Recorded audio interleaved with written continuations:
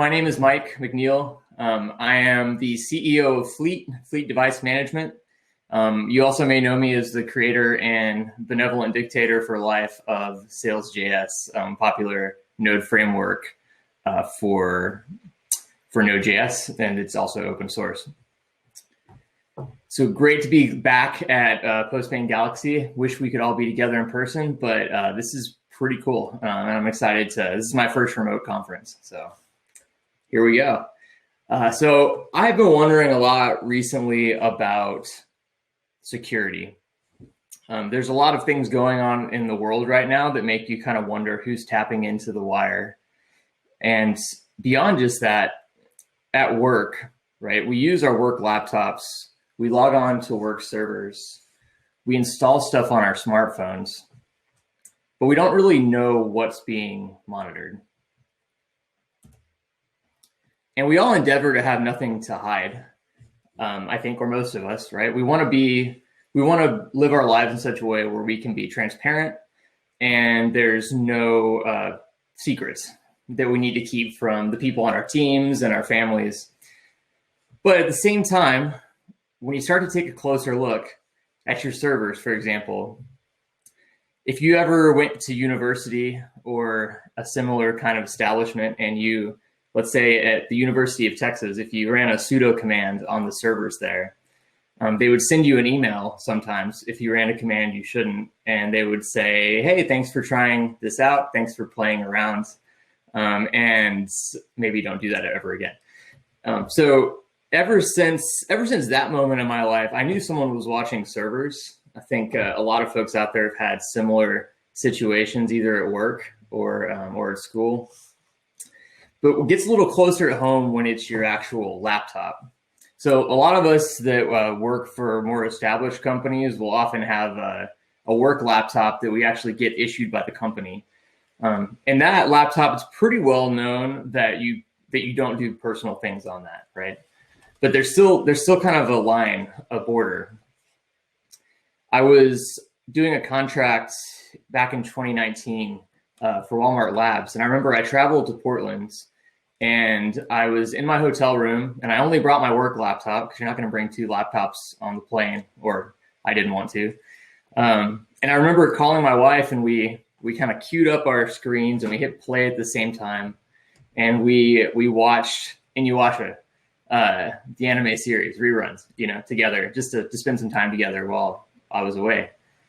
And it occurred to me later on, right? Who at Walmart is like getting a little alert saying, hey, that guy Mike, he's watching Inuyasha on Crunchyroll or whatever. He's doing a call, right, at the same time. And if it's a personal laptop, it goes even further, right? So if it's your own, let's say you're spending some time at home working on your own personal projects, doing your own open source contributions, is your employer aware of that if you're bringing your own device? And on your smartphone, like if you have to get provisioned on your smartphone underneath some kind of mobile device management policy to access your email, your calendar, your Slack channels, does that mean that your employer can see everything you're doing on your phone? And how much, if not everything? So it turns out, after digging into this a little bit, that for the most part, companies tend to be pretty well behaved. And most of the people in corporate IT don't really want to know all of your personal details either.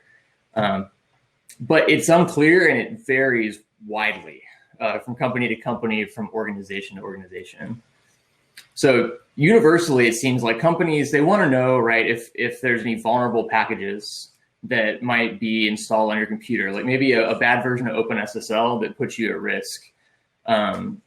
Same thing on servers, right? They also want to see if you're exfiltrating data. So let's say that you couldn't figure out how to get your phone onto the VPN, and so you send yourself a Google Doc or you send yourself an email so you can read something while you go downstairs and make a cup of coffee. That's the kind of thing that companies keep a kind of a close eye on. What apps you have installed, what processes are running, whether your screen is locked or not, how many hours you spend online. those are iffier, and companies tend to have kind of dual motivations there. But the question is, can they see it? Like whatever is installed on your computer, is it actually sending this information back? Same thing for the daemon running on your servers or whatever software is running on your phone. And then it gets a little bit weirder. So what about the files on your desktop? What about the pictures of your wedding and your children? What about your browser history when you were looking up whatever weird boils have erupted all over your hands after you touched that weird plant, right? And what about every keystroke you type? It sounds a little crazy, but it's a pretty big deal if that is happening, right? Because that means any password you type, any credit card number you type, any personal message you type in the Messages app on your Mac, all of that would be visible if that were the case. So let's take a closer look at that. So there I am. Oh, look at me. Back in 2001, this is middle school. And then I learned a little bit about keyloggers during that time. Now, keyloggers presumably have changed, and I haven't fiddled with keyloggers for about 20 years now. But keyloggers, the way they work, at least back in 2020 or in 2001, is you would run in this time an exe file on a Windows machine, and it would pop up this little app. You generate an agent. You would trick someone into installing the agent on their device, and then every 30 minutes you get an email with everything they typed, everything they've typed, and that goes on until they figure it out. And it turns out it's really easy to get someone to run one of these files. All kinds of tricks that one might use, right? You can imagine someone using creating skins for a video game, or someone creating a bad link in an email, someone creating a bad version of an app and somehow getting that out there and getting you to download that version instead of the real version.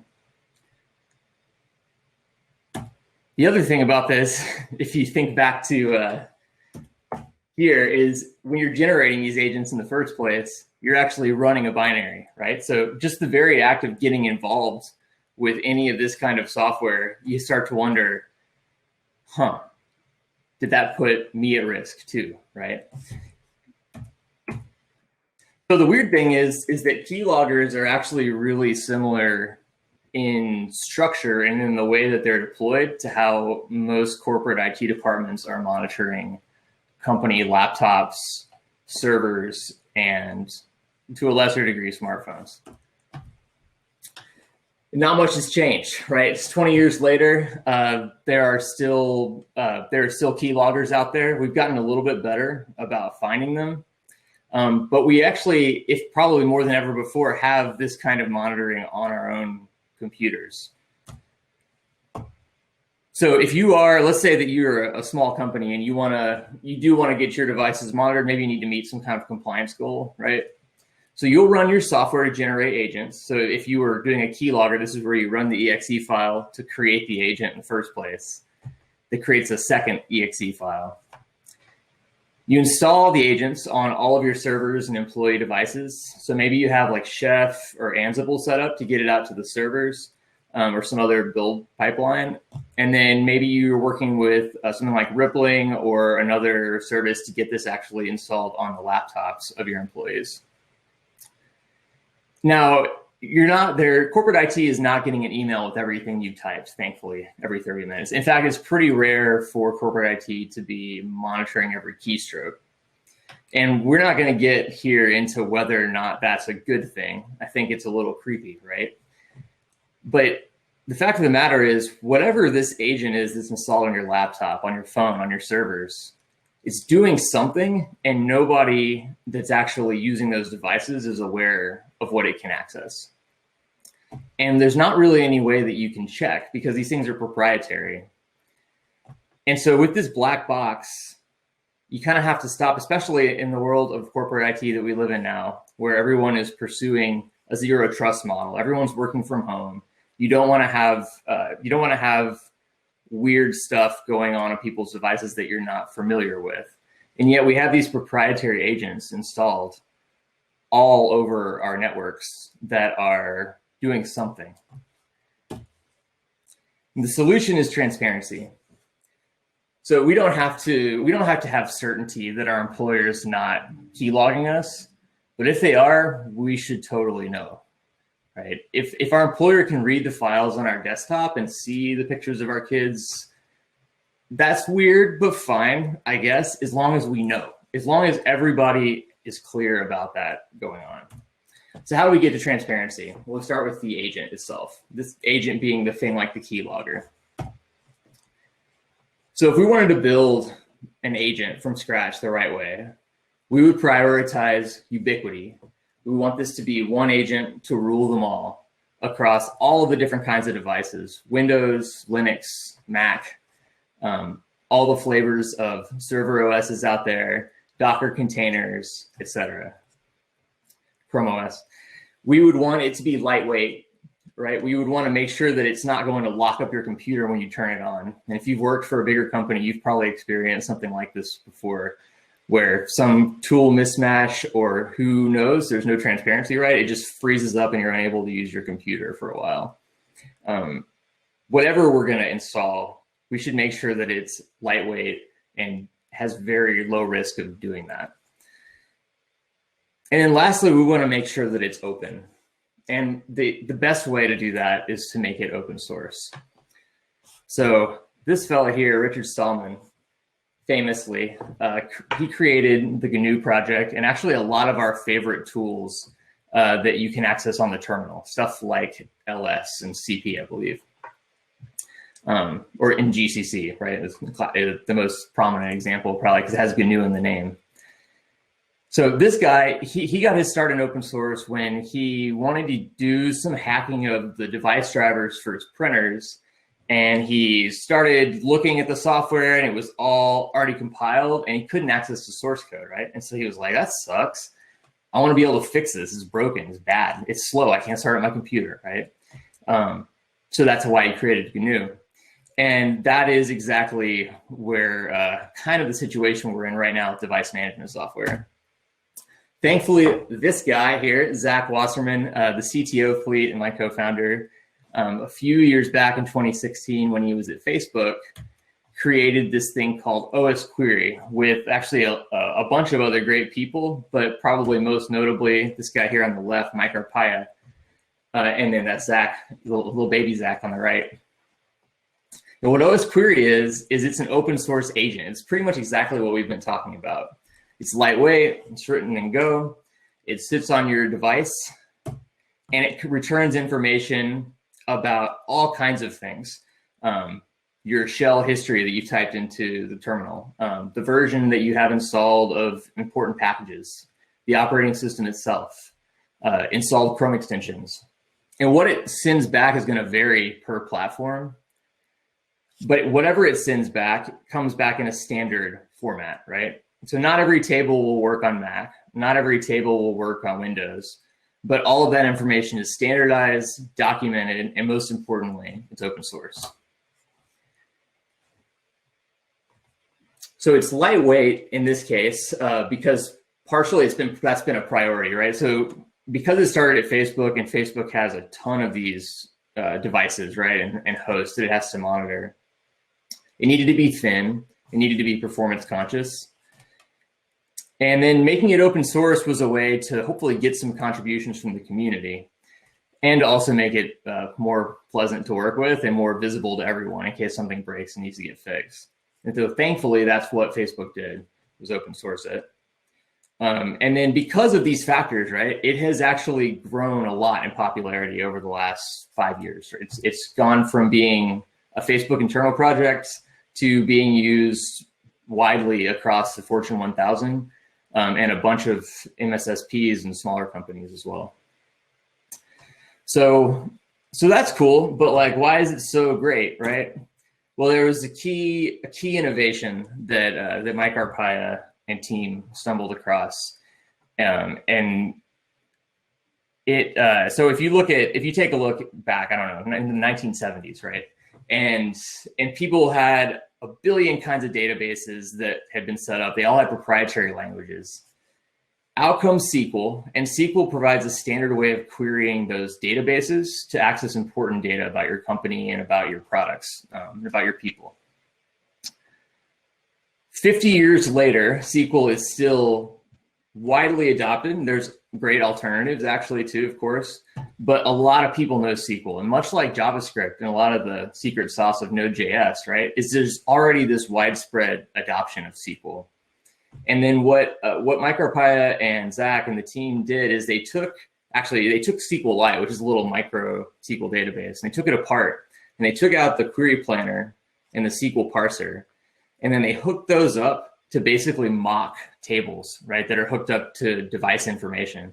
So if you've ever used the Sails framework, it's actually a lot like Waterline, the ORM, and the adapter plugin system. So much so that the first time Zach told me about this, I was just like, oh man, that is actually a thing that we should have done and may still eventually do in Waterline. So Osquery is pretty sweet, but it's not enough by itself. How do you get the agent installed in the first place? How do you get the data off of the agent? It's great that we have this standard way of talking to the agents and the standard way of results coming back, but like, where does it go then? And so it turns out there's kind of three pieces to this, or three priorities once we look past the agent. And we can ask this guy here for more details, because actually this, when you think about keyloggers, there's actually, it's the same problem, right? So if you wanted to get a keylogger installed, you've got to get it in, you've got to get someone enrolled, right? So you've got to get somehow on that device, you need to run this agent, this daemon.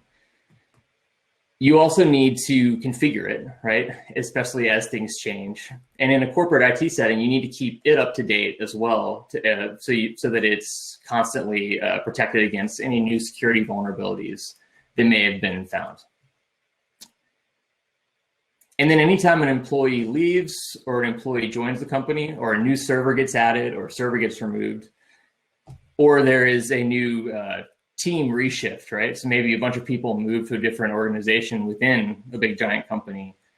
All of this kind of, these small problems that a little, script kiddie might run across trying to install a keylogger, they become like huge, big, complicated problems. And then similarly, like, you can't just get an email, right, every 30 minutes with all of the information from these devices. For one thing, it's not enough. You need more. So getting that data integrated into where it needs to go involves sometimes 10, 20 different tools. Some of them are vendor tools, some of them are internal. And then you also need to have certainty that all of those things you're talking to in the pathway of that data from the transparent, trustable device agent all the way to where it actually needs to go in your organization are also transparent, and that you can trust them. And you can't just assume trust, you need certainty. And that means it needs to be open source. And that's what Fleet's about. So we're in our second year. Fleet's an open source project. It takes all of the data from these Osquery agents and it consolidates it into a central hub that pumps that data out to wherever you need it to go. And it also offers a live query interface, so you can go in, use a little ACE editor in the browser, type a query, hit send, and get immediate results. So you're not waiting 30 minutes for an email, you're getting an answer in something like 10, 30, 60 seconds. And most importantly, Fleet itself, much like other open source apps like GitLab, is an open source server that you can deploy and run yourself. So when I created Sails, getting to longevity came at a cost. So I learned a lot trying different things to make Sails work as a business over the years. And eventually what I found out is that I needed to pretty much be benevolent dictator for life for the rest of my life, or it was going to not stay afloat unless I took some actions. And so there was some stuff I figured out and I set up, and I've employed folks and figured out ways to get our costs low to where Sails will always be around as an indie project, and it will always be my go-to way of building apps that I build for my teams, my companies. And the same is true for a lot of other folks. But Sails was not that took a lot of special love. With Fleet, we went about it a little bit differently. We put our thinking caps on, and we looked at what other open source business models have been successful, and then we asked ourselves, what can we do to make Fleet work the same way? So what Fleet is an open core business that is supporting a completely MIT licensed open source product. And then adding features, mostly free and open source features, but also paid enterprise features over time. So that's how it's going to be around, basically. A key part of all of this working, right, is that we can actually pump the data from these devices where it needs to go. So here's just a smattering of examples of different destinations that, and these are actually external destinations companies use. There's also just a myriad of possibilities for how these things can get hooked up. Like right now, people are hiring security engineers like crazy. And there's more than ever before, there's been a drive to like, hey, let's really truly own how our architecture is set up for monitoring and managing devices. So Brendan over at Atlassian is one of our contributors. We actually had a great contribution from someone at Yelp as well, and I didn't get their name ready for this. I should have, but he added S3 support, and so just going back to this chart here, basically we're working towards adding more and more of these all the time. So rather than trying to build the best security tool in the world by creating all of the features that anyone might ever want, what we're trying to do with this project is create an open source central solution that supports any of the other great options out there. So just to run through where we're headed, if you wanted to contribute and help us kind of stop reinventing the wheel and build some shared tools together, we are building role-based access control, auto-updating, vulnerability management, baseline queries, so being able to ask common questions instead of having to write all of these SQL queries yourself, compliance tracking, more performance monitoring in that effort of pursuing a lightweight tool, and a lot of other cool stuff that I probably don't have time to go into right now. So is it any good? I'll give you a quick demo. This is a little local preview of Fleet that I'm running. You can actually go to the repo. We actually ended up creating a new repository, but we've actually gotten up to 159 stars. So thank you everyone who's done that. Down here, if you go to the try Fleet section, you can see you can run npm install. You'll need Docker, and then just run fleet control preview. And then you'll see something like this. And it's item potent, so you can do this again. And this isn't your setup for contributors, but this is just to give you an idea. So you'll run that. There's like a setup flow, much like you'd see on something like WordPress.com. And here I am looking at my host. So these are all my devices. These are some fake ones, and this is my local computer here, Fleetwood Mike. So I can click on it. I can see some basic information that Fleet's tracking for me, my serial number, my hardware model. I can start querying. And let's say if I wanted to do just a real simple one, I can select star from apps. And that'll show me all of the apps I have installed. I can do the same with Chrome extensions, running processes. You can see there's my camera driver thing running in the background. 1Password, the password manager. And then if we go over and look at some of these save queries, you can see that, so this is like full SQL, right? So that means you can do some pretty fancy stuff.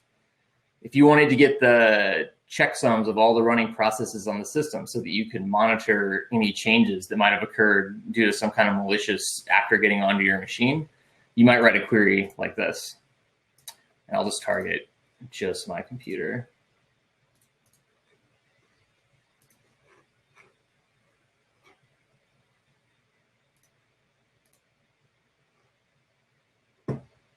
And you can see these are all of the processes running on my machine and their checksums and their remote address they're talking to. Well, I didn't actually select the checksum, but I'll fast forward so we can see some more. You could, like, for example, this one's pretty complicated. So you could trace a process tree. So here I'm going a little crazy with the SQL. We'll do it we'll do it for all hosts. You can actually run these queries on more than one host at the same time. And at a large organization, this is more like you might run it on 50,000 right at a time. And there's some capabilities here to do gradual rollouts. You can do canaries.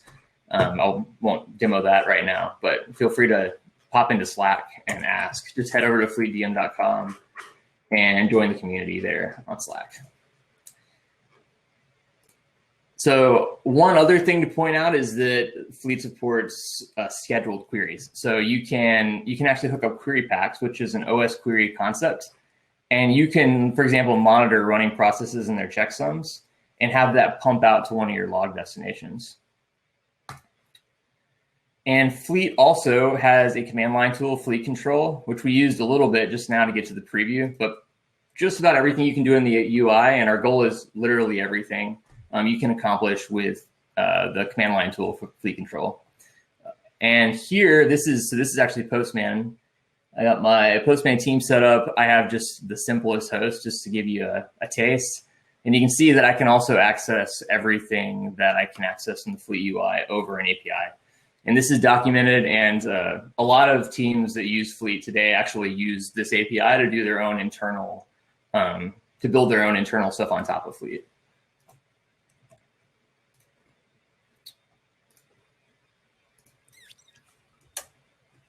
So if you want to contribute, we'd love to have you. So pop over and say hello.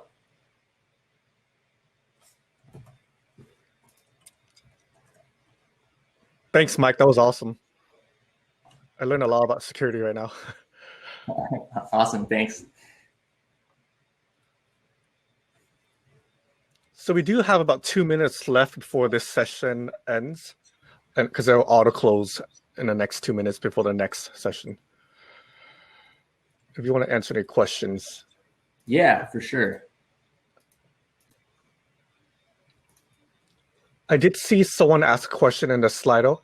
Have you ever discovered something like a keylogger on your computer that you weren't aware of? In my adult life, no. In my youth, I was pretty much reformatting my computer like twice a year. Yes, definitely yes. Yeah, you never know what you can find. Absolutely. And then, I mean, something that I think wasn't immediately obvious until I caught my first one, which is just you want to make sure you don't just run random software that you don't trust. Anything you execute, that can happen to you, basically. Good advice. Okay. Well, I don't see any other questions. So yeah, this session will end in a minute. So the next security talk is with Stackhawk on why developers struggle with application API security. So thanks again, Mike. That was really great. A lot of good information. And this session is recorded, so if anyone wanted to recap or catch it again, it's available on YouTube shortly after this conference. Awesome. Thanks, Fu. Thanks, everybody, for watching.